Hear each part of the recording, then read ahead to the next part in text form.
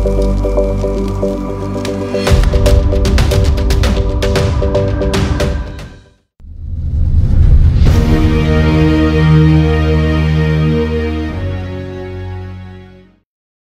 సామూయేలు గ్రంథం 1వ అధ్యాయము 26వ వచనం. నా సహోదర యోనాతాను, నీవు నాకు అతి మనోహరుడవై ఉంటివి. నీమి నిమిత్తం నేను బహు శోకం నందుచున్నాను. నా యందు నీకున్న ప్రేమ బహు వింతైనది.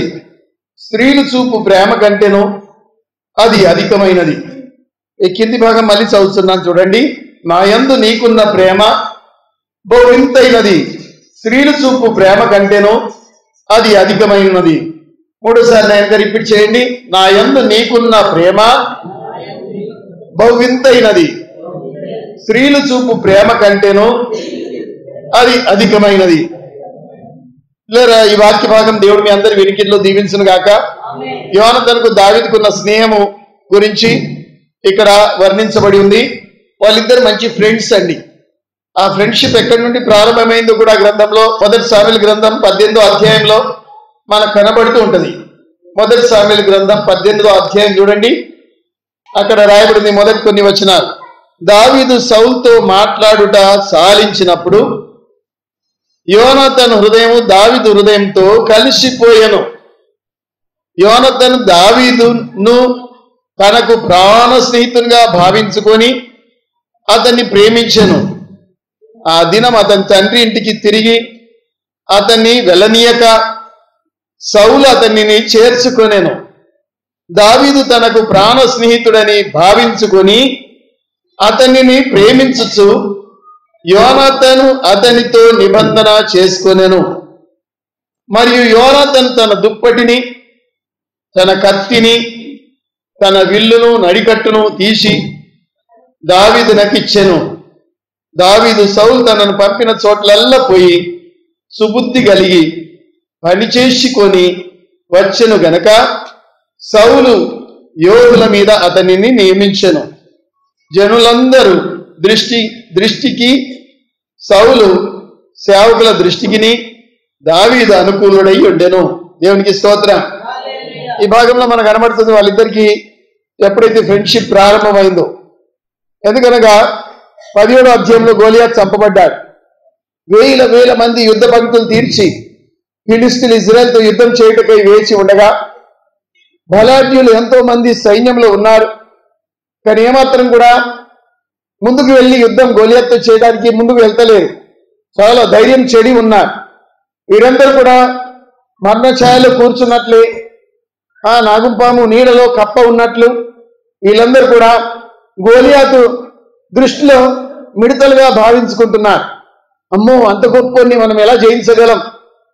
6 మూడ్ల జాయినుడు ఉన్నాడు. మనం చూస్తే ఆయన ముంగడ మిడతలాగా కనబడుతున్నాం. చాలా చిన్నగా ఉన్నాం. మనం ఆయన ఎదిరించలేమని చెప్పి చాలా దిగులు పడుతూ ఉన్నారు. అయితే అంతలో దావీదు వచ్చి వడిసెలు తీసుకొని 5 గుల్కరాలు తీసుకొని ఒక గుల్కరాయి దాంట్లో పెట్టి గిరగిరి దింపి, యెహోవా నామమున నేను వస్తున్నాను, నీ తలను నేను నరికేదను, ఆకాశ పక్షులకు తినబెట్టదను అని దేవుని నామంలో వేయిన ఈ దావీదు ఒక వడిసెలలో ఉన్న బండ విసిరివేయగా ఆ బండ ఇక్కడ నుదురు తాకి ఆయన బోర్లో పడిపోయి ఉంటున్నాడు. అప్పుడు తన కత్తి తీసుకొని తన తలను నరికి ఆ తల పట్టుకొని పరిగెత్తేటప్పుడు వేల మంది స్త్రీలు ఏమని పాట పాడారు? సౌలు 1000 మందిని చంపాడు, దావీదు 10,000 మందిని చంపాడని చెప్పి స్తోత్రగానాలు చేస్తా ఉన్నారు. దావీదును స్తుతిస్తూ ఉన్నారు. ఈ చెవులారా ఈ పాట వినేసరికి సౌలు తన బిషప్ సూపుని ఎవరి మీద నిలిపాడు? దావీదు మీద నిలిపాడండి. బిషప్ సూప్ ఎప్పుడైతే దేవుని బిడ్డల మీద నిలుపుతామో దేవుని వద్ద నుండి ఒక దురాత్మ వచ్చి మనల్ని ఆక్రమించుకుంటది. దేవుని వద్ద నుండి పంపబడిన దురాత్మ మనల్ని ఏలుతుంది. వీళ్ళరా, మీరు ఎవరైనా కక్షలు ఎవరి మీద ఉంచుకుంటారా, మీ లోపలికి ఖచ్చితంగా దురాత్మ వస్తుంది. దానికి మనం చోటు ఇచ్చిన వాళ్ళం అవుతాం. గేటు తెరిచి పందిని రమ్మని పిలిచిన వాళ్ళం అవుతాం. గేటు తెరబడితే పందులు తప్పకుండా వస్తాయండి లోపలికి. కనుక దానికి మనం చోటు ఇవ్వద్దు. ఎవరి మీద మనం బిషప్ సూపుని ఎత్తుకోవద్దు. మనం చాలా జాగ్రత్తగా ఉండాలి. దావీదు మీద ఎప్పుడైతే సౌలు బిషప్ సూపు నిలిపాడో దురాత్మ ఆయనలో ప్రవేశించింది. ఆ దురాత్మ ప్రవేశించినప్పుడు మనుషులు ప్రవచిస్తారా? ఆశ్చర్యం. ఈడ సౌలు గురించి రాయబడిన మాట వినండి. 1 సాముయేలు గ్రంథం 18వ అధ్యాయం 10వ వచనం అందరం కలిసి చదువుకుందామా? 18:10. మరునాడు దేవుని వద్ద నుండి దురాత్మ సౌలు మీదికి బలంగా వచ్చినందున అతడి ఇంటిలో ప్రవచించుచుండగా దావీదు మునుపటి లాగున వీణ చేత పట్టుకొని వాయించెను. చూడండి, దురాత్మ వచ్చినప్పుడు ఏం చేశాడు సౌలు? వీణ వాయించిదా? దావీదు వీణ వాయించాడు, కానీ ఈయన ఏం చేశాడు? ప్రవచించాడట. అమ్మో, దురాత్మ నుండి కూడా ప్రవచనాలు వస్తాయా? షాకే కదా మనకు. ఎవరన్నా దురాత్మ పట్టిన వాళ్ళు బాగా ఊగి చప్పట్లు కొట్టి ప్రవచిస్తున్నారంటే దేవుని వద్ద నుండి వస్తుందా ప్రవచనం? దయ్యం వద్ద నుండి వచ్చిందా? గమనించవలసిన పరిస్థితి మనదే. అన్ని మాటలు నమ్మకూడదు. దేవుని వాక్యంలో అది ఉందా అని వాక్యానుసారంగా బీరియా దేశస్తులు పరిశీలించినట్లు అపోస్తలుల కార్యం 17:11లో బీరియా దేశస్తులు చాలా తెలివైన వారు, గుడ్డిగా అన్ని నమ్మేవారు కాదు. అలాగని ఉందా లేదా చూసేవారు. ఆ ప్రకారం చూసే బాధ్యత దేవుడు మనకు ఇచ్చి ఉంటున్నాడు. అయితే దురాత్మ వచ్చినప్పుడు ప్రవచిస్తా ఉన్నాడు. ఎవరు? సౌలు. ఆ దురాత్మ వెళ్ళిపోవాలంటే దావీదు ఏం చేస్తున్నాడు? వీణ వాయిస్తూ పాటలు పాడుతా ఉన్నాడు. పాటలు పాడితే దురాత్మలు పోతాయా? మీ మధ్యలో ఎవరికన్నా దయ్యాలు పట్టినాయంటే తప్పకుండా పాట పాడుతూ ఆరాధన చేస్తూ ఉంచాలి. ఎన్ని గంటలాగైనా కానీ ఆయన మధ్యలో కూర్చుని పెట్టుకొని మీకేం రాకపోయినా పాటలు పాడుతూ ఉంటే దురాత్మ తొలగిపోతాయండి. దేవుడికి స్తోత్రం. ఏ గృహంలో పాటలు వినబడతాయో, రక్షణ సునాదం మనకు వినబడుతుందో ఆ గృహానికి దయ్యాలు రావు. కుటుంబ ప్రార్థనలు ఉండాలి, ఇంట్లో గృహ కూడికలు ఉండాలి, 10 మంది వచ్చి చేతి కడిగి పోవాలి. అప్పుడప్పుడు గొలుసు ప్రార్థనలు పెట్టుకోవాలి ఇంట్లో. లేకుంటే ఏడవైనా గొలుసు ప్రార్థన లేదు, ఏ గృహ కూడిక లేదంటే తప్పకుండా దయ్యాలు ఉంటాయి ఆ ఇంట్లో. భార్య భర్తలకు వడ్డీ రాదు, లొల్లులు జరుగుతూ ఉంటాయి. పిల్లలు తిరుగుబాటు చేస్తూ ఉంటారు, అత్త గోడలకు లొల్లులు జరుగుతూ ఉంటాయి. అన్నదమ్ములకు ఒకరినొకరు పొడుచుకోవడానికి రెడీ అవుతారు. ఇలాంటి దురాత్మ కార్యాలన్నీ జరుగుతాయి కనుక మన ఇంట్లో ప్రార్థనలు తప్పకుండా ఉండాలి. అయితే ఇక్కడ చూస్తే దేవుని వద్ద నుండి వచ్చిన దురాత్మ సౌలును పీడిస్తా ఉంది. దావీదును తీసుకొచ్చి వీణ వాయింపబెట్టుకున్నారు. ఇప్పుడు చూడండి, దావీదు పందిక్కు లేకుండా లేడు. దావీదుకు గొర్రెల మందుంది. 10 ఏళ్ల వయసులోనే తండ్రి గొర్రెలు తాను మేపేవాడు. వాళ్ళు 7 అన్నదమ్ములు. ఒక్కరు కూడా గొర్రెల గురించి పట్టించుకోబోదురు. ఎవరికి అప్పచెప్తారు? ఒరే తమ్ముడు, గొర్రెలను మేపుతారా పోరా అని ఇన్ని పంపిద్దురు చిన్నోడిని. చిన్నోడు తండ్రి చెప్పినట్టు వినేవాడు, దేవునికి ఇష్టానుసారమైన మనసు గలవాడు. చెప్పండి, ఎవరు? దావీదు. రూపవంతుడు, మాట నేర్పరి, అంతేకాకుండా దేవునికి ఇష్టానుసారమైన మనసు గలవాడు. మీరు రూపవంతులుగా లేకపోయినా, మాటకారిగా లేకపోయినా ఒకటి మాత్రం మనం ఉండొచ్చు. చెప్పండి, ఏదది? దేవునికి ఇష్టానుసారమైన మనసు కలిగి ఉండాలి. దేవునికి స్తోత్రం. ఇదైతే మనం చేయొచ్చు. నటి ముక్కును మార్చుకోరాకపోయినా, నల్ల రంగును మార్చుకోరాకపోయినా ఒకటైతే మనం చేయొచ్చు, మంచి దేవునికి ఇష్టానుసారమైన మనసు కలిగి ఉండాలి. అయితే దావీదుకు దేవుడు అన్ని గుణాలు మంచి ఇచ్చాడు. మంచి పర్సనాలిటీ, ధైర్యం ఇచ్చాడు, అభిషేకం ఇచ్చాడు. అంతేకాకుండా చక్కటి నేత్రం లట, మరి చాలా ఎర్రగా బుర్రగా మరి ధైర్యవంతుడుగా ఉన్నాడు. అంతేకాకుండా ఒక తలంతు కూడా దేవుడు ఇచ్చాడు. ఏ తలంతు అది? దయ్యాలు వెలగొట్టే వరం. ఏ వరం అది? ఆయన వాయిస్తే చాలు దయ్యాలు పారిపోతాయి. అభిషేకం ఉంది. దేవునికి స్తోత్రం. కొంతమంది వాయిస్తే గోల గోల ఉంటుంది అంతే. మనకున్న నెమ్మది గల ఇటుకెళ్ళి నెమ్మది కలిగి ఆస్తే ఈడికి వచ్చిన తర్వాత ఏంద్రా గందరగోళం అనుకోవాల్సిన పరిస్థితి ఉంటుంది. వాళ్ళ కేకలు విని, వాళ్ళ వాయిద్యాలు విని, అలా డామ్ డామ్ డామ్ కొట్టుడు విని ఉత్తగా మంచి గాలి అయిపోతుంది.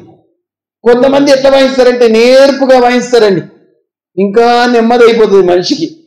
అది వినబుద్ధి అవుతుంది. క్యాష్ కొడతా ఉంటే ఎంత చక్కని రాగం వాయిస్తారో వాళ్ళు. అభిషేకంతో కూడిన పాటలు మనకున్న శోధను తొలగిస్తుంది, మనకున్న కలవరం తొలగిస్తుంది. మన మధ్యన అభిషేకంతో కూడిన పాడేవారు లేపాలి. దేవునికి స్తోత్రం. వీణ సొంపుగా మన పాటలు ఉండాలి. హల్లెలూయా. అయితే దావీదుకు యోనాతానుకి ఏముంది? ఫ్రెండ్షిప్. చెప్పండి, దావీదుకు యోనాతానుకి ఏముంది? ఫ్రెండ్షిప్. 100 మంది ఫ్రెండ్స్ ఉండు కన్నా అలాంటి వాడు ఒక్కడు ఉంటే చాలండి. ప్రాణానికి ప్రాణం పెట్టుడు. నీ దగ్గర ఉన్నంతసేపు బెల్లం చుట్టూ ఈగలు ముసురుకున్నట్లు వాళ్ళందరూ ముసురుకుంటారు. నువ్వు తాగవద్దివి, నువ్వు జలతలు చెత్తివి, నువ్వు అలెంబడి తిరుగుతీవి, ఖర్చు పెడితేవి, నీ చుట్టూ మంది తిరుగుతారు. అది ఫ్రెండ్షిప్ గానే కాదు. ఫ్రెండ్షిప్ ఏది? ఆత్మ, నీ ఆత్మ ఆత్మతో కలిసిపోవాలి. అందుకే దావీదు ఏమని ఏడ్చాడు తన ఫ్రెండ్ చనిపోతే? యోనాతానా, స్త్రీలు చూపే ప్రేమ కంటే అధికమైన ప్రేమ చూపిన వాడివి నువ్వు, నీ ప్రేమ వింతైనది. ఇంగ్లీష్ లో దై లవ్ వాస్ వండర్ఫుల్. ఎలాంటి ప్రేమ అది? వండర్ఫుల్ అట. ఆ వండర్ఫుల్ ప్రేమ చూపి స్త్రీలు కూడా సూపర్ ప్రేమ, అంత ప్రేమ ఈయన చూపిండట ఫ్రెండ్షిప్ లో. తండ్రి శత్రువు అయిపోయినా కొడుకు మిత్రుడుగా ఉన్నాడు. సౌలు విషం సూపు నిలిపినా సౌలు కొడుకు యోనాతాను ఎలా ఉన్నాడు? ప్రేమగా ఉన్నాడు. ప్రేమ ఒకనాడికి మారలే లాస్ట్ వరకు కూడా. వీళ్ళ ప్రేమ వింతైనదట. ఎలాంటి చెప్పండి? వింతైనది, విచిత్రమైనది, వండర్ఫుల్ గా ఉన్నది. హల్లెలూయా. అలాంటి ప్రేమ గలవారు నీకున్నారా? ప్రేమించువారు మంచోళ్ళు అవునో కాదో దోస్తులు ఒకసారి పరీక్షించాలంటే ఒక 10,000 అడిగి చూడండి. ఇస్తా అంటారా? లేవంటారా? రేపురా మాపురా అంటారా? ఏ నా దగ్గర లేవు, మొన్న ఖర్చు అయిపోయినాయి అంటారా? మీ ఫ్రెండ్స్ కరెక్ట్ అవునో కాదో వాళ్ళని పరీక్షించి చూడండి. ఫ్రెండ్షిప్ ఏం చేస్తుందంటే త్యాగంతో ఉంటది. కొందరు దగ్గర లేకపోయినా అరేంజ్ చేసే ఫ్రెండ్షిప్ ఉంటది. ఇల్లు తాకట్టు పెట్టన్నా తీసుకొస్తాడు, చేప అన్న అడిగన్నా తెచ్చిస్తాడు.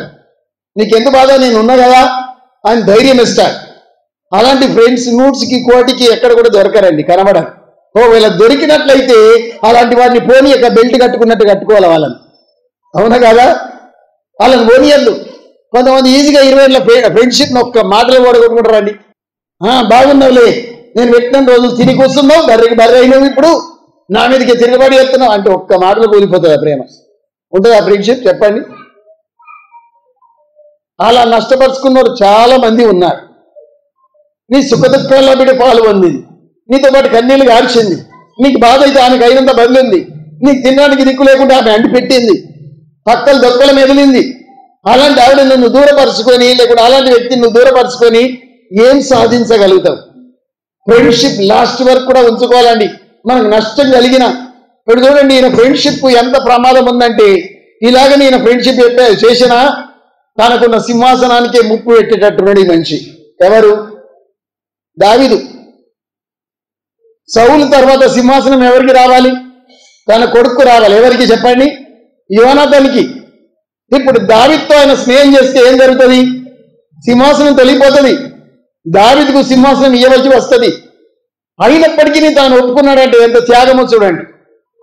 ఎప్పుడైతే దావీదు గోలియాత్ తలను నరికి ఆ తలకాయ పట్టుకొస్తున్నాడో ఒక హీరో లాగా టీవీగా నడుస్తూ, ఎంత మంచిగా నడుచుకుంటా వస్తూ టీవీగా నడుచుకుంటా తలకాయను పట్టుకొని ఒక చేతిలో ఖడ్గం పట్టుకొని వస్తూ ఉంటే ఆడవాళ్ళందరూ పాటలు పాడుతూ ఉంటే యోనాతాను ఆయనకు ఫ్యాన్ అయిపోయిండు. దేవునికి స్తోత్రం.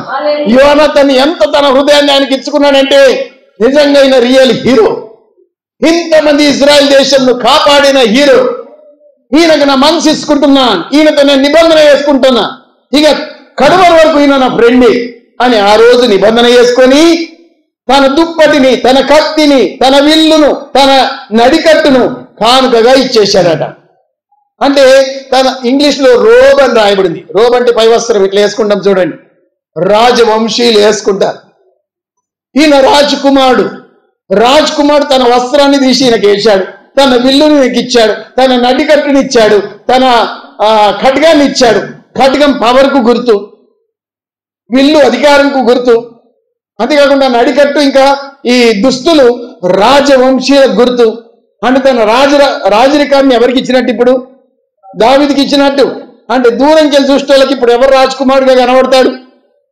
యోనాతాను కాదు కనబడేది, రాజకుమారుడిగా దావీదు కనబడుతూ ఉన్నాడు. అంటే ఇప్పటి నుండి నువ్వే ఈ దేశానికి యువరాజు, నీకంటే మించినోడు లేడిగా. నేను రాజకుమారుడు అయినప్పటికీ నన్ను నీ రాజ్యంలో జ్ఞాపకం చేసుకో, నీతో నేను నిబంధన చేస్తున్నాను, నా పిల్లల్ని నన్ను వంశాన్ని జ్ఞాపకం చేసుకో, నీకు సేవ చేసుకుంటా మేము ఉంటాం, కానీ నీవు మాత్రం రాజకుమారుడివని తనకున్న సర్వస్వాన్ని ఇచ్చేశాడండి. ఎంత త్యాగం ఉంది ఆ ఫ్రెండ్షిప్ లో. దేవునికి స్తోత్రం. హల్లెలూయా. తన సింహాసనానికి ముప్పు ఉన్నప్పటికీ, తన అధికారానికి ముప్పు ఉన్నప్పటికీ తాను త్యాగం చేసే ఫ్రెండ్షిప్ కు కొరకు త్యాగం చేశాడంటే చూడండి, ఒక చోట సామెతల గ్రంథంలో 17:10 ఏముంటది? నిజమైన స్నేహితుడు విడువక ప్రేమించును. చదవండి భాగం దొరికిన వారు.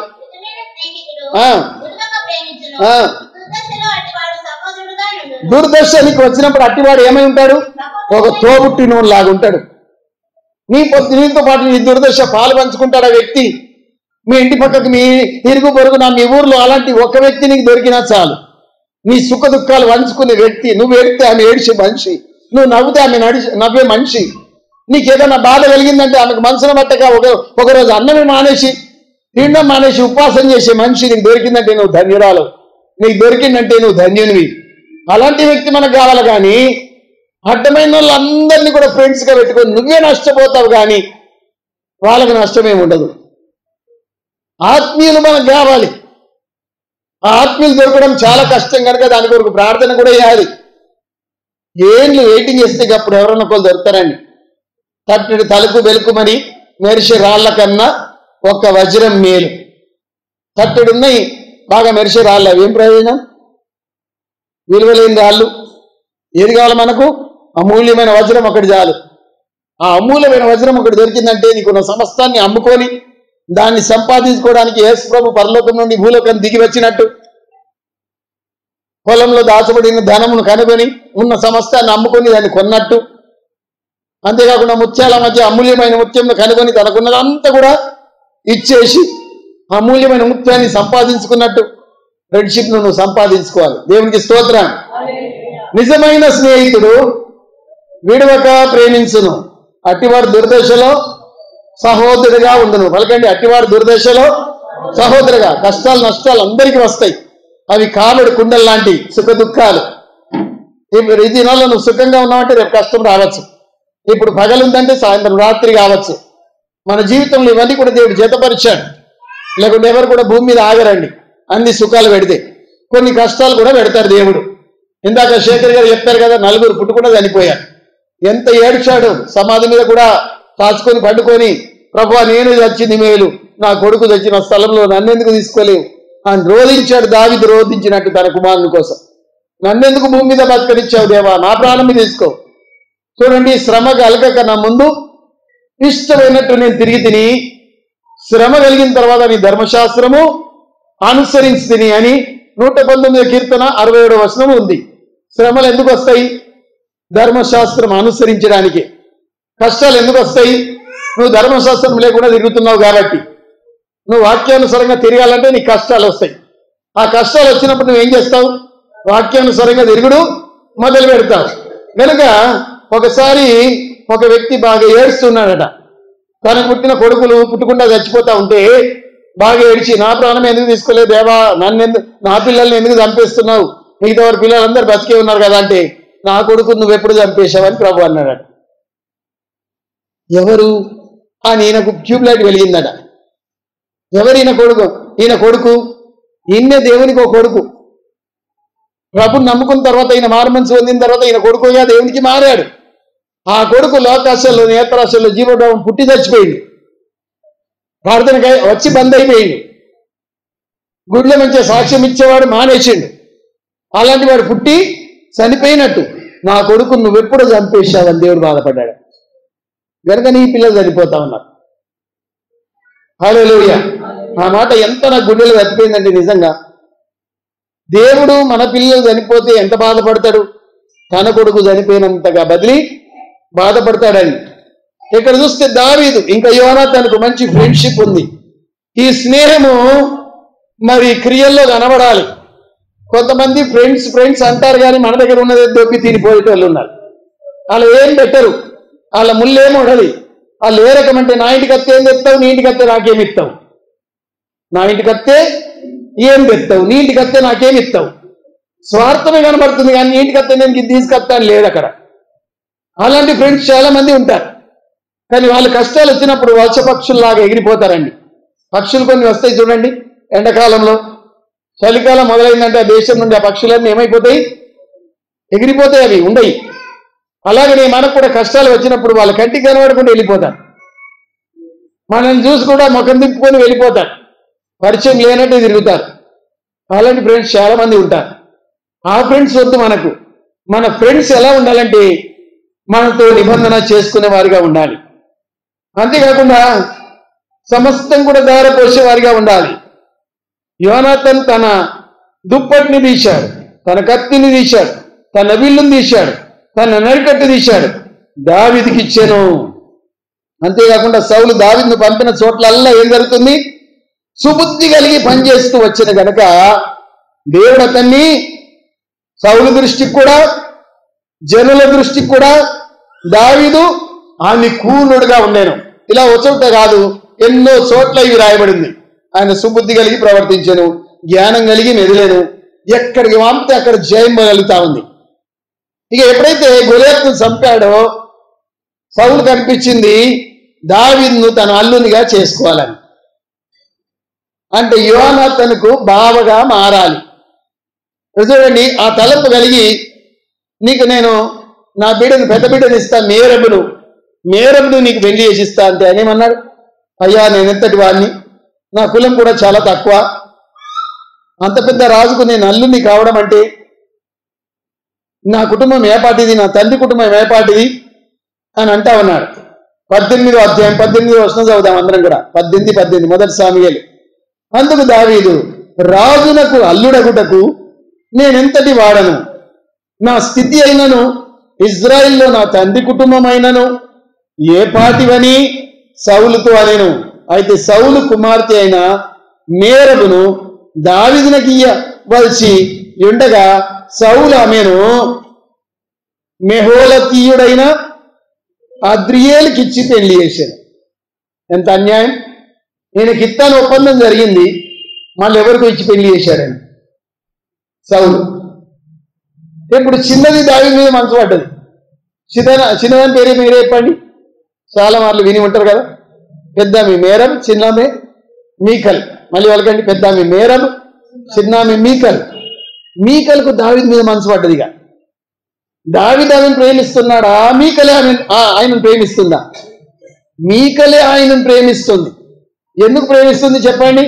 గోలియాతును చంపాడు కనుక పెద్ద హీరో అయిపోయాడు. ఇజ్రాయెల్ దేశం అంతట్లో గొప్ప హీరో.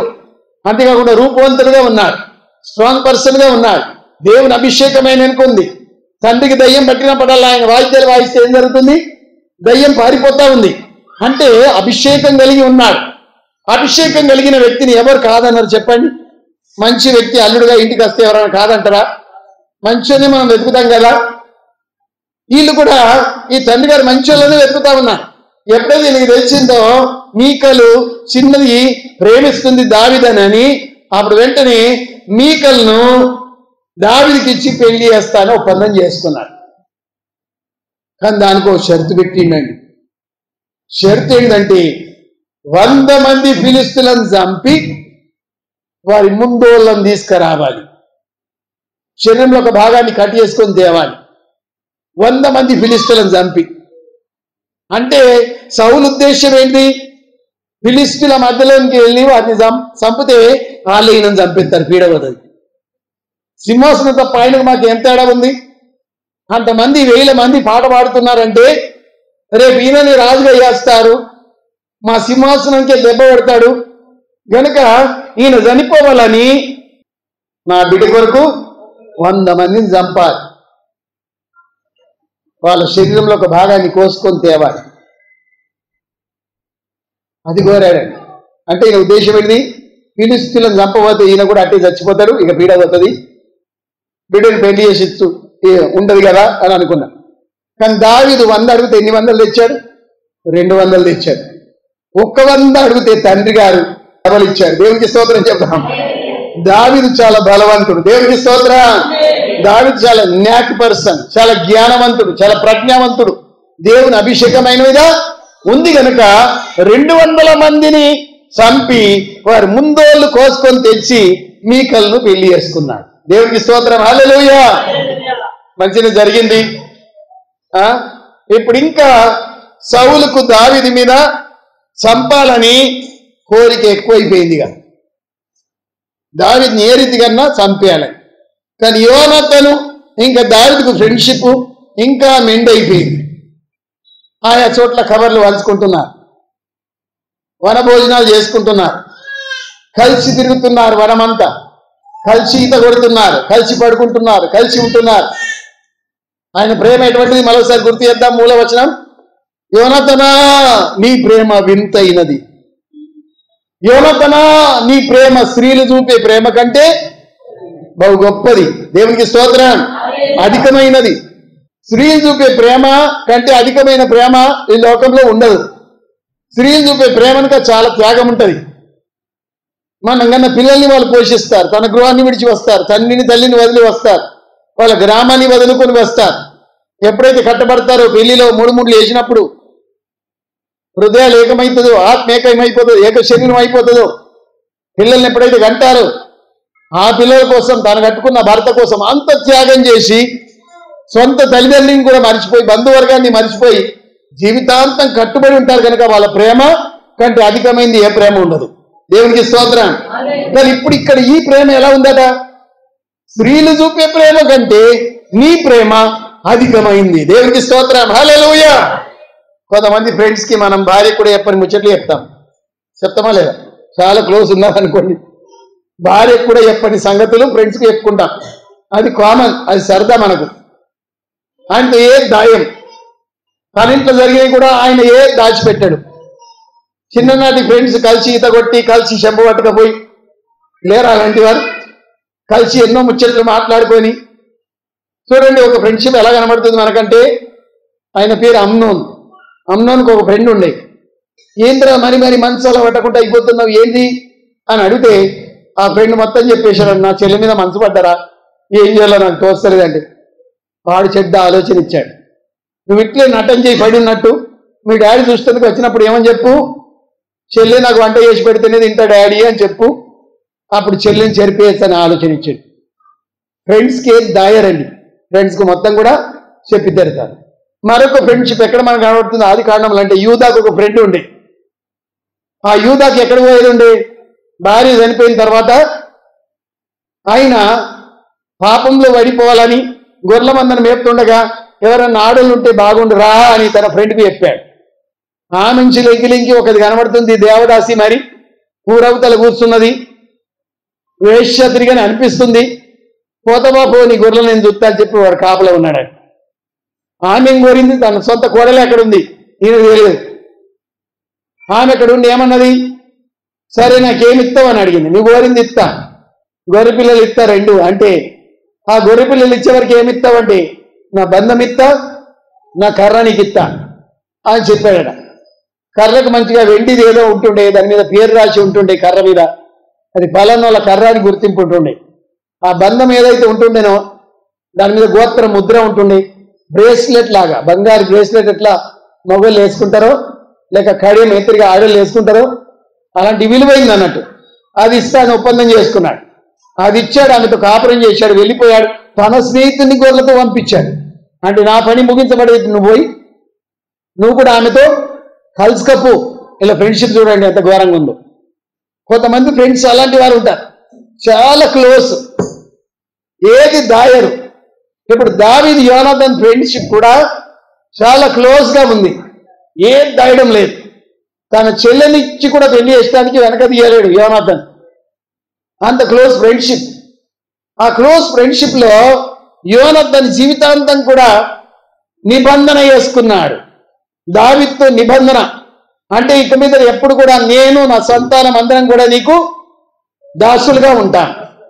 అధికారం ఏం ఘోరం, వంశపరంగా నాకు వచ్చిన సింహాసనం నీదే, నీకు మేము లోబడి ఉంటాం కదా, నువ్వు నా పిల్లలకి ఏం చేయొద్దు, నా పిల్లల్ని నువ్వు కాపాడాలా, నన్ను కాపాడాలా, మేము జీవితాంతం నీకు లోబడి ఉంటామని వంశం అంతా కూడా వీళ్ళు వాగ్దానం చేసుకున్నారు. దేవునికి స్తోత్రం. హల్లెలూయా. ఎంత త్యాగం. అలాంటి వారు కూడా గ్రంథంలో ఉన్నారండి. చూడండి, నిబంధన వేసుకున్నారండి, ఇక మీరరు. హల్లెలూయా. వీళ్ళ నిబంధన ఏంటి, వీళ్ళ త్యాగం ఏంటి? తండ్రి విష చూపి నింపిన ఆయన ప్రేమ మారిందా? కొంతమందికి మారిపోతుంది. మావనికి ఇట్లా తిడతాడా, మా అన్ననికి ఇట్లా అంటాడా, అపార్థాలు కొన్ని ఉడతాయి. బయట చెప్పిన మాటలన్నీ కూడా నమ్మద్దు, అందులో 80% అబద్ధాలే ఉంటాయి వాళ్ళు చెప్పి ముచ్చట్లు. నీ చెవులతో విని నీ కళ్ళతో చూస్తేనే అది మాత్రం నమ్మాలి. కానీ చెప్పుడు మాటలు విని చాలా మంది సంబంధాలు కోల్పోయిన వాళ్ళు ఉన్నారు. అలా కోల్పోకూడదు మనం. ఇక్కడ చూస్తే యోనాతానుకు ఎన్ని తన తండ్రి చెప్పినా దావీదును దాస్తూ వస్తున్నాడు. చూడండి, దావీదు ఇప్పుడు ఇంటి సభ్యుడిగా మారాడు. ఇంట్లో అల్లుడు గనుక ఒకే బల్ల మీద కూర్చుని తింటున్నారు వాళ్ళు. దావీదు ఎప్పుడైతే సౌలుకు దయ్యం పడుతుందో వాయిస్తున్నాడు. వాయించినప్పుడల్లా వైద్యం వాయిస్తే ఆయన మీద ఉన్న దయ్యం వెళ్ళిపోతా ఉంది. ఇప్పుడు ఒకసారి దయ్యం పట్టగా నేను అకస్మాత్తుగా వచ్చి వాయించడం మొదలుపెట్టింది. అప్పుడు సౌలు ఏం చేశాడు? ఈటెను విసిరాడు. తన గోడకు బిగిస్తామని ఆ ఈట ఎంటక బంధంలో తప్పిపోయింది. ఒకసారి కాదు, 2 సార్లు ఆడ 2 సార్లు కూడా ఈట విసిరాడు. ఇప్పుడు మీరే ఆలోచన చేసి చెప్పండి, ఒక వ్యక్తికి మనం మేలు చేయలేనా, ఆ వ్యక్తి మన మీదకే మన హత్య ప్రయత్నం చేశాడు అనుకోండి, రెండోసారి ఆడికి మనం వెళ్తామా? అలా జోలేద్దు, నా ప్రాణం పోతుండే, చచ్చితో నేనేం బ్రతికా, తను చేతులారా ఈట ఇసిరాడు గోరంత దాన్ని గుడ్డలంతా వేసి చెప్తాం. నన్ను ఇలా ప్రాణ నష్టం నాకుంది, నేను పోను అని చెప్పి ఈయన రెండోసారి వేయిండట. ఆయనకు దయ్యం బట్టి అట్లా వేసాడని చెప్పి తలంతో రెండోసారి వేయిండు. రెండోసారి కూడా ఈట విసిరాడని. ఎంత క్రూరుడైపోయాడు! ఏ విధం చేతనైనా చంపుదామని దావీదు ఒకసారి మరి తన ఇంటికాడనే ఉండి మరి బల్ల మీద భోజనం చేయడానికి రాలేడు, తన గుర్తు సౌలు చంపేస్తాడని. అప్పుడు ఆయన ఎంత ఉగ్రుడైపోయాడంటే, ఎక్కడ్రా దావీదు, ఎక్కడున్నాడు, తీసుకొని రా అతన్ని అని చెప్పి చాలా కోపంతో మాట్లాడాడు. ఎవరితో? యోనాతానుతో. కోపంతో మాట్లాడితే యోనాతాను ఏమన్నాడు? ఎంత గొప్ప విడుదల మనకిచ్చాడు, గోలియతును చంపి ఇజ్రాయెల్ మొత్తం కాపాడాడు కదా ఆయన నీ సేవకులు ఒకడు కదా, డాడీ నువ్వు ఆయన మీదకి ఎందుకు కోపపడుతున్నావు, ఇట్లా యేసుడు నీ తప్పు కదా అని చెప్పి యోనాతాను తండ్రికే బుద్ధి చెప్తా ఉన్నాడు. బుద్ధి చెప్తే యోనాతాను మీద కూడా చాలా ఉగ్రుడైనండి. మనం ఏదన్నా మన పిల్లలు మన తల్లులు తప్పి వేస్తే పిల్లలుగా నువ్వు ఉన్నప్పుడు నీ తల్లిదండ్రికి బుద్ధి చెప్పాలి, ఏం కాదు. ఏదన్నా తప్పు అని చెప్తే అందులో మనం ఏదో తిరుగుబాటు చేసినట్టు కాదు అది. డాడీ ఇది నువ్వు చేసేది తప్పు, ఇలా చేయకూడదు, నువ్వు పెద్ద మనిషివి, ఇంటికి మంచి మాట లేని ఆలోచించాలి, ఇలా చేయకూడదు అని చెప్తే తప్పేం లేదు. యోనాతాను అట్లే చెప్పాడు. చెప్పినప్పుడు యోనాతాను మీద కూడా చాలా తిరిగిపడిపోయాడు, యోనాతాను మీద కూడా కోపగించాడు. అప్పుడు ఏం జరిగిందంటే యోనాతానుతో అంటా ఉన్నాడు, ఏమని? ఆగడదాని కొడుకా అని చెప్పి, ఆగడగొట్టుదాని కొడుకా అంటున్నాడు. అంటే ఇండైరెక్ట్లీ తల్లిని తిట్టినట్టు. చూడండి 20వ అధ్యాయంలో 30 వస్తాం. ఇది ఒక కొత్త రకమైన తిట్టు కదా. 20వ అధ్యాయము 30వ వచనం, మొదటి సామెల గ్రంథం 20:30, 20వ అధ్యాయంలో 30వ వచనం. సౌలు యోనాతాను మీద బహుగా కోపపడి ఏమంటున్నాడు? ఆగడగొట్టుదాని కొడుకా, నీకును నీ తల్లి మానమ్మకును సిగ్గు కలుగునట్లుగా నీవు యేషై కుమారుడిని స్వీకరించి నా సంగతి నాకు తెలిసినది కాదా? యేషై కుమారుడు భూమి మీద బ్రతుకునంత కాలం నీకైనను నీ రాజ్యంకైనను స్థిరత కలగదు కదా. కాబట్టి నీ వర్తమానం పంపి అతని నా దగ్గరికి రప్పించుము, నిజంగా అతడు మరణంలకు అర్హుడని చెప్పాడు. చాలా కోపంతో మాట్లాడి నిజంగా అతడు సాగవలసిందే. ఏం మీనింగ్ దాని మీనింగ్ మరి? ఆగడగొట్టు దాని కొడుక అంటే నీకు నీ తల్లి మానానికి సిగ్గు తెచ్చా కొడుకు అని చెప్పి చాలా భయంకరంగా తిట్టాడని. మన నోటి మాటల ద్వారా మనం పట్టబడతాం. మన నోటి మాటలు దేవునికి ఇష్టంగా ఉండాలి, ఉప్పు వేసినట్టు రుచికరంగా మాటలు ఉండాలి, కానీ బూతులు మనం పలకకూడదు ఏనాడు కూడా. చూడండి, ఈ పరిస్థితిలో ఇక్కడ తండ్రి కొడుకు శత్రువుగా మారాడు. నువ్వు అన్ని తీసుకొచ్చేదాకా కాదు, వాడిని చంపవలసిందే అని. కానీ యోనాతాను ఏం చేసి ఉన్నాడు? వాగ్దానం చేసి ఉన్నాడు. ఎవరితో? దావీదుతో నిబంధన వేసుకున్నాడు కనుక ఆ నిబంధన వేసుకున్న వ్యక్తితో నిబంధన మార్చుకోరాడు. మళ్ళీ జీవితాంతం కట్టుబడి ఉండాలి. ఇక్కడ తండ్రి మాట కూడా వినాలి, తండ్రి ఆజ్ఞ కూడా పరిపాలించాలి, జవదాటకూడదు. మరి ఏం చేయాలి? అడకత్తలో పోకిరికినట్టు యోనాతాను గతి అయిపోయింది. ఎటు చూస్తే దావీదుతో ఫ్రెండ్షిప్ చేసుకుంటే సింహాసనం పోయేటట్టు ఉంది, రాజ్యం పోయేటట్టు ఉంది. అయినా ఫ్రెండ్షిప్ లాస్ట్ వరకు కూడా కాపాడుకున్న వ్యక్తి యోనాతాను. Yonatan is a great person. దేవునికి స్తోత్రం. అలాంటి స్నేహితులు మనకు కావాలి. హల్లెలూయా. అవసరం పడితే రహస్యంగా వెన్నుపోట ఒడిచి చంపేసేవాడు యోనాథన్ దావీదు. ఎన్నో మార్లు పక్కల దొక్కలు వీళ్ళిద్దరు మెదిలిన వాళ్ళు. ఏదన్నా విషయం కలిపి ఇచ్చినా తాగా ఆయన అక్కడనే కట్టెజరుతుండే. ఏదన్నా కలిపి ఇచ్చినా తాగి చచ్చిపోయేవాడు దావీదు. కానీ అలా కాకుండా దావీదును కాపాడుతూ వచ్చాడు. పని మనిషికి ఏమని చెప్పాడంటే, ఇదిగో విల్లు పట్టుకొని వెళ్దాం పదా, నేను బాణం వేస్తాను, బాణాలు ఏరుకొని తెద్దు అని పని మనిషిని బాణాలు ఏరడానికి పెట్టాడు. దావీదును గుండు సాటుకు దాగి ఉంది. మన ఆ పేద గుండు సాటుకు దాగి ఉండి మరి ఇంటి పరిస్థితి ఏంటో ఇప్పుడు తెలపాలి. ఈ బాణము అవతల పడ్డది నీకు అని గట్టిగా చెప్తేనేమో దావీదుకి అవతలికి వెళ్ళిపోవాలన్నట్టు రావద్దు. బాణం నీ లోపల పడ్డది అని చెప్తేనేమో రావచ్చు, నీకేం అభ్యంతరం లేదని చెప్పి గుర్తు పెట్టుకున్నాడు. వాళ్ళిద్దరి మధ్యలో మాట్లాడుకున్న మాటలు. ఇక బాణం పట్టుకొని వెళ్ళారట. వెళ్ళి బాణం వేస్తూ ఉన్నాడు. బండ సడుకు దావీదు దాక్కుని ఉన్నాడు. ఈ పని మనిషి నీ బాణాలు ఏరకచ్చడానికి పంపాడు. ఒక బాణం విడిచి, ఇదిగో ఆ బండ అవతల బాణం పడ్డది, బాణం అవతల ఉంది అని చెప్పి గట్టిగా అరుస్తా ఉన్నాడు. ఎవరు వినేటట్టు? దావీదు వినేటట్టు. ఇక మీద నేను వెళ్ళిపోయిగా, ఈ రాజ్యంలో నీకు తావులేదు, మా తండ్రి నేను తప్పకుండా చంపేస్తాడు, జాగ్రత్త అని హెచ్చరించడానికి బాణం నీకు అవతల పడ్డది అని చెప్పి గట్టిగా పని మనిషితో చెప్తా ఉన్నాడు. అప్పుడు ఆ బాణం ఏరుకొని తెచ్చిన తర్వాత ఆ పని మనిషికి బాణాలన్నీ ఇచ్చి, వెళ్ళిపో నువ్వు ఇక ఇంటికి, నేను ఇక్కడ కాసేపు ఉండి వస్తా పో అని చెప్పి పంపించాడు. ఆయన వెళ్ళిపోయిన తర్వాత దావీదు బండ చాటు నుండి వచ్చాడండి. 40వ వచనం చూద్దాం. 20వ అధ్యాయం 40వ వచనం.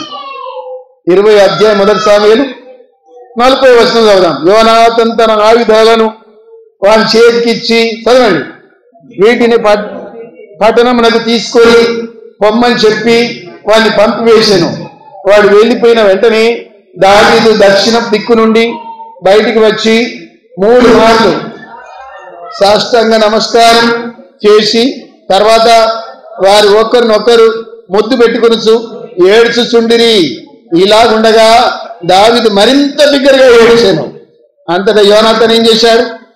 యెహోవా నీకును నాకును మధ్య, నీ సంతతికిని నా సంతతికిని మధ్య ఎన్నటెన్నటికి సాక్షిగా ఉన్నది కాక, మనమిద్దరం యెహోవా నామమును బట్టి ప్రమాణం చేసుకొని ఉన్నాము గనక మనసులో నెమ్మది కలిగి పొమ్మని దావీదుతో చెప్పగా దావీదు లేచి వెళ్ళిపోయాను.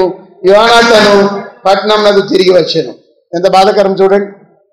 ఇద్దరు ఒకరి మీద ఒకరు పడి ఏడ్చారు. ఈ దినాల మొగలు అలాంటి వారు కనబడతారా?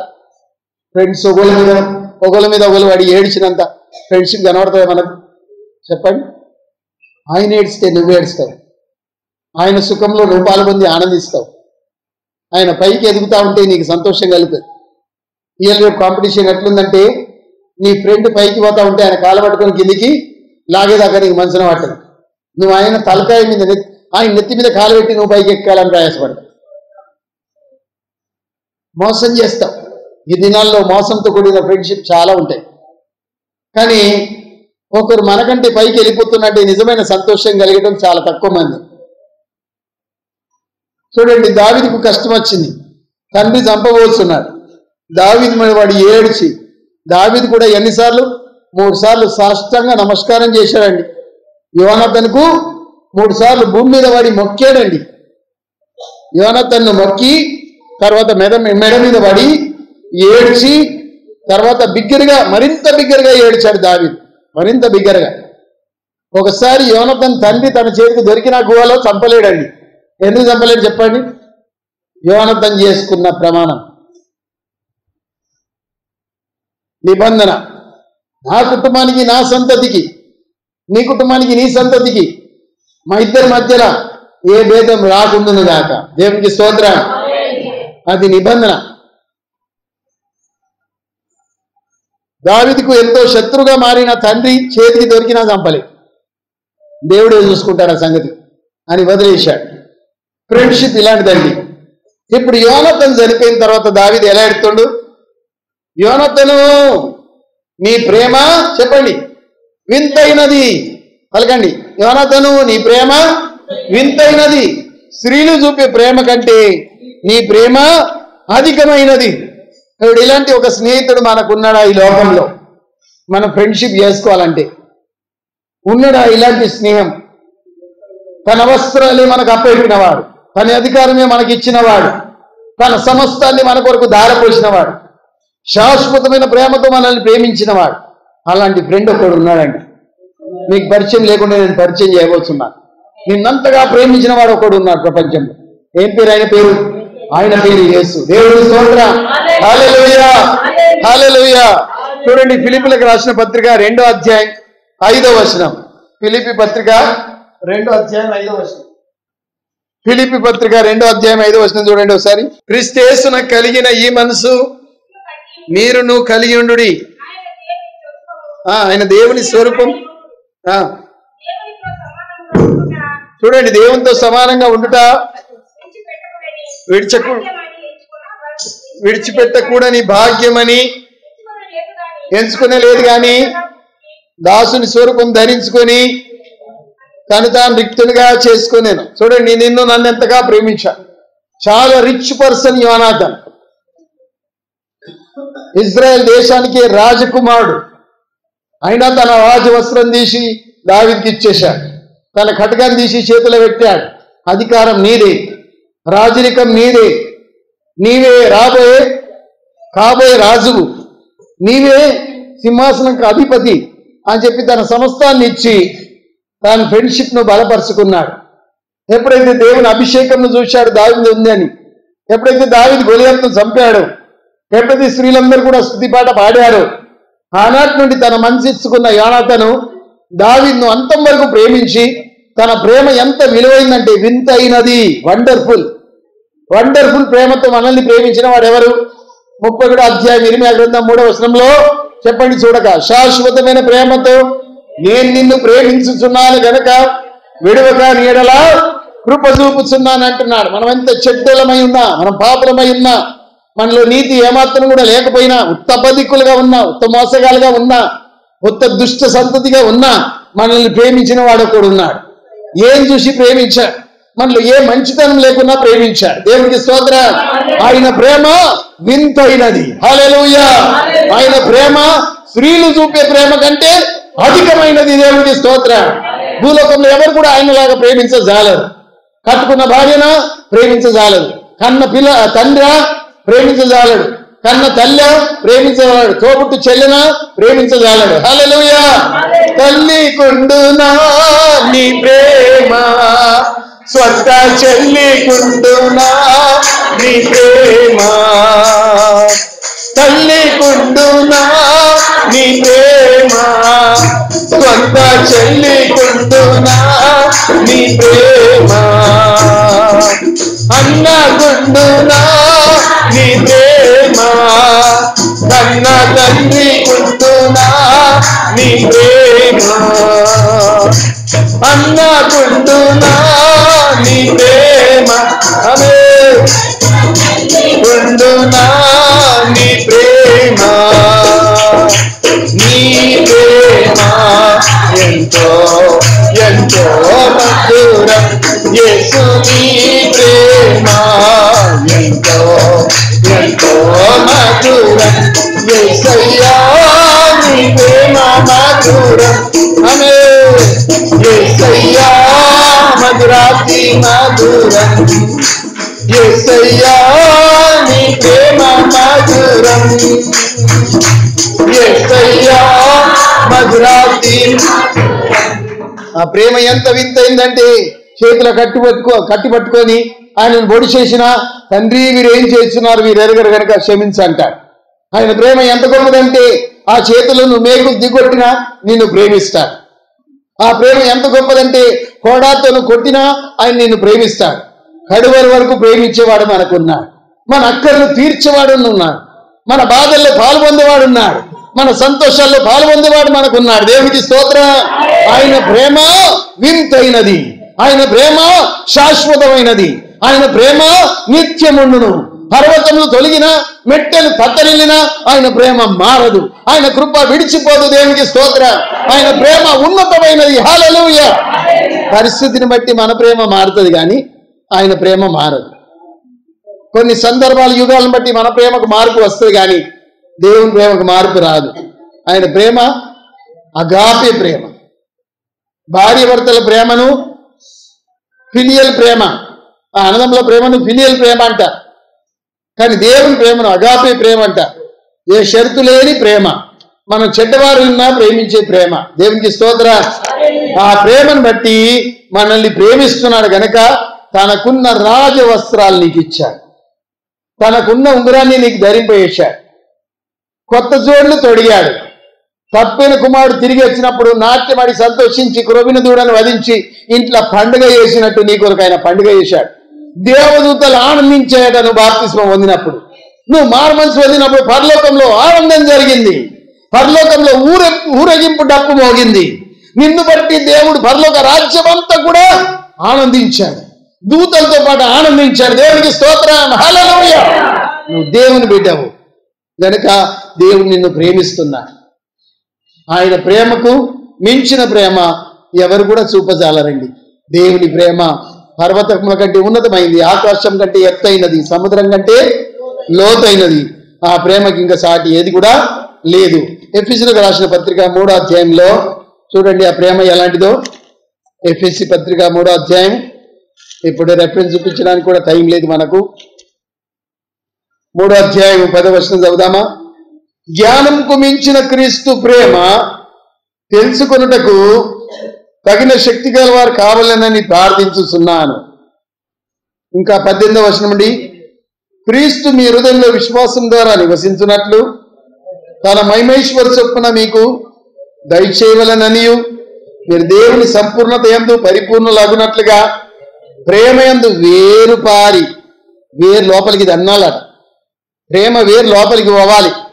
కొంతమంది హృదయం ముందే బండ, ఆ బండలో వేరు లోపలికి ఇది అంతదా, సూర్యరశ్మితో మాడి వేరు చచ్చిపోయి ఆ చెట్టు మొక్క చచ్చిపోయి ఇక ప్రేమ దోమ ఏది మిగలదు. మన హృదయం ముందే బండ. కానీ కొన్ని చెట్లు ఎట్లుంటాయంటే పెద్ద బండనే చీల్చి ఏరు లోపలికి పోతుంది. ఎంత పెద్ద గుండైనా ఆ గుండును బద్దలు కొట్టి ఏరు లోపలికి పోయిన అలాంటి మొక్కలు చూశారా మీరు ఎక్కడన్నా? గుట్టల మీద కనబడతాయి చూడండి. బండ మీద చెట్టు మొలుతుంది, మనకి విచిత్రం అనిపిస్తుంది.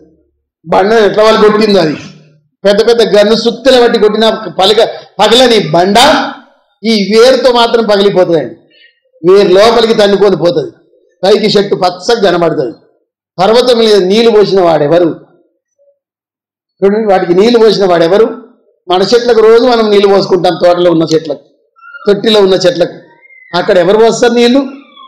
నా తల్లి అంటుండే అప్పుడప్పుడు ఒక టెంట్ వేసుకుంటే 4 గుంజలు నాటుతాము, ఆకాశంకి ఎన్ని గుంజలు దేవుడు నాటాడు ఎక్కడైనా కనబడుతున్నాయా అని అడిగేది. నేను చూస్తుంటే ఆకాశం అంతా ఎక్కడ గుంజ కనబడకపోవు. అది దేవుడు వరిచాడమ్మా ఆకాశంను, టెంట్ లాగా వేసేసాడు మరి ఏ గుంజ లేకుండా అని చెప్పేవాడిని. హల్లెలూయా. చూడండి దేవుని ప్రేమ పరిశోధింప శక్య కాని ప్రేమ, జ్ఞానంకు మించిన ప్రేమ. ఆ ప్రేమ యందు మీరు వేరుపారి స్థిరపడి సమస్త పరిశుద్ధులు కూడా దాని వెడల్పు, దాని పొడవు, దాని లోతు, ఎత్తు ఎంతో గ్రహించుకున్నట్లు జ్ఞానంకు మించిన క్రీస్తు ప్రేమను తెలుసుకున్నటకు తగిన శక్తి గల వారు కావాలనని ప్రార్థించుచున్నాను. దేవునికి స్తోత్రం.